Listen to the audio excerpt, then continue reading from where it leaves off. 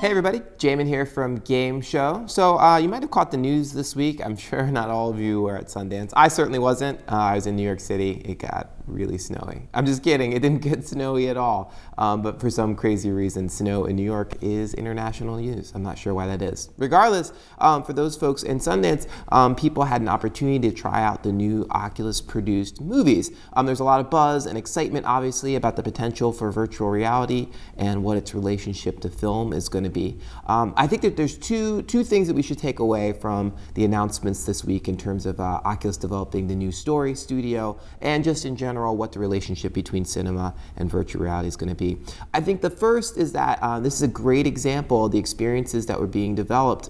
The shorts that Oculus produced, I think it's a great example of letting creativity lead the way to push at what technology is supposed to be, as opposed to the other way around. I've talked about Google Glass in the past, and I think that one of the challenges for Google Glass was outside of the work that Google Creative Lab did in terms of showing what the potential of Google Glass could be. You might remember that from that trailer. It was very difficult for people to sort of understand how Google Glass was going to fit into its life. And I think I had a similar fear with the Oculus Rift and virtual reality, that it was going to be this amazing high-end consumer device that delivers these really high-powered experiences, but in general, communicating that to other people or showing people what that might look like was going to prove exceedingly difficult. And I think the one thing that you're seeing coming out of Sundance this week is that the best way to sort of sell the device itself is not through its technological aspects, through its lack of latency or obviously its resolution. A lot of the things that you saw with the early DK1 and DK2, the early development kits for the Oculus Rift, which were really pushed in terms of their hardware,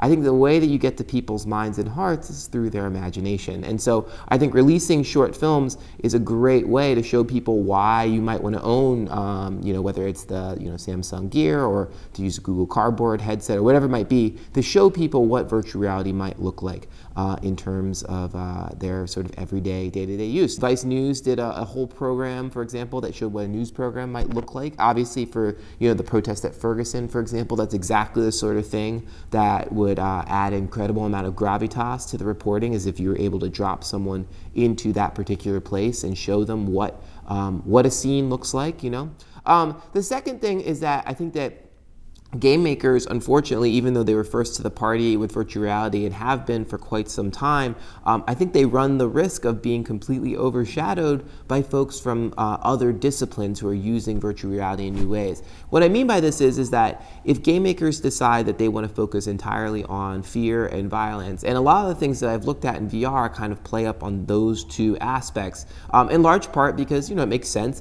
Violent games, whether it's like first-person shooters or action RPGs, those are exactly the sorts of things that people want to sort of port into the world of virtual reality. And I think that the reality is that what most people are ultimately going to want, and I'm not saying this isn't going to be everybody, but I think what most people want out of something like virtual reality is a reflection of the things that they actually want in their real life. So, for example, sporting events, going to a live sporting event, or a sense of wonder or exploration, a sense of joy, to show worlds that never could be seen before. I think those are elements that games have the potential to do, but I think if game makers aren't looking to create those types of experiences, they're going to be left behind by the folks who do that in other disciplines, whether it's art or film or stage or whatever that might be. So in any case, I'm obviously very excited about the new cinematic developments for the Oculus. I'm looking forward to trying out the films themselves. I'd love to know what you think, whether or not game makers are going to face increased competition in the world of virtual reality, whether they actually stand a chance. And I'd love to hear from you in the comments. I'll see you in a bit.